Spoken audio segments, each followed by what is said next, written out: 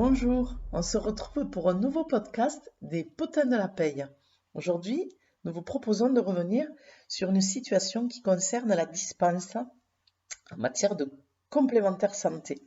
Alors vous avez déjà rencontré la situation, un salarié demande à être dispensé du contrat de complémentaire santé que vous avez mis en place au sein de votre entreprise car il est déjà ayant droit d'un contrat collectif complémentaire santé. Alors en effet, vous lui demandez de justifier de cette couverture par une attestation, et vous avez raison, le Code de la sécurité sociale vous l'impose.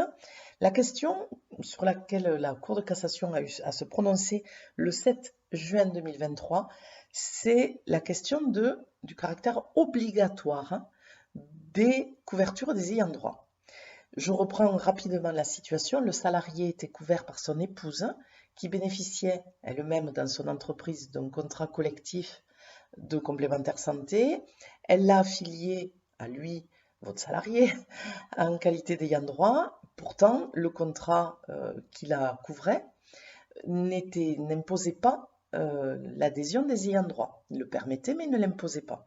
Le salarié prétendait pourtant pouvoir être dispensé de la couverture complémentaire santé au sein de votre entreprise et l'employeur s'est pourvu en cassation en prétendant que le contrat qui couvrait ce salarié en qualité d'ayant droit n'imposait pas l'adhésion, ne rendait pas obligatoire l'adhésion des ayants droit et qu'à ce titre, il ne pouvait pas se dispenser de la couverture complémentaire santé de l'entreprise à laquelle il appartenait, lui. La Cour de cassation a pourtant donné raison aux salariés, puisque pour la Cour de cassation, la dispense d'adhésion est valable, même si on ne justifie pas du caractère obligatoire de la couverture des ayants droit. Je résume, le contrat collectif obligatoire pour le salarié, là en l'occurrence son épouse, n'a pas nécessairement à imposer la couverture des ayants droit pour que ces ayants droit puissent se dispenser d'une complémentaire santé au sein de l'entreprise dans laquelle ils arrivent.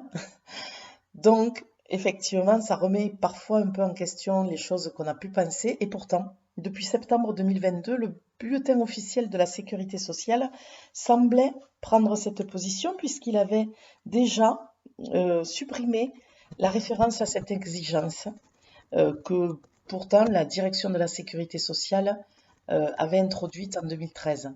Donc les souvenirs restent longtemps en place en paye. On est donc en 2023. La Cour de cassation vient de confirmer ce que le bulletin officiel avait déjà plus ou moins sous-entendu depuis septembre 2022. Les planètes s'alignent. La complémentaire santé ne doit pas nécessairement imposer l'adhésion des ayants droit pour que ces ayants droit, par ailleurs, puissent se dispenser de la complémentaire santé dans l'entreprise dans laquelle ils arrivent. Voilà, j'espère avoir été claire. Je vous dis à bientôt pour un nouveau potin de la paye. Bonne journée.